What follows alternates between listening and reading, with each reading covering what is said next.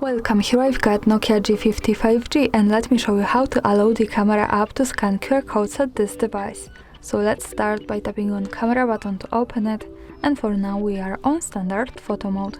From here let's go to left corner button. When we pick it, we can open camera settings, and now we have to focus on photo category. At the third place here we have scan QR code option, so by using the button from the right we can easily turn it off and turn it on as we need. And of course I suggest you to keep it turned on, because this is the easiest way to scan QR codes at this device. Now you can do it by just putting them inside your camera, and you don't need any other app to do it. And that's all, thanks for watching, subscribe our channel and leave the thumbs up.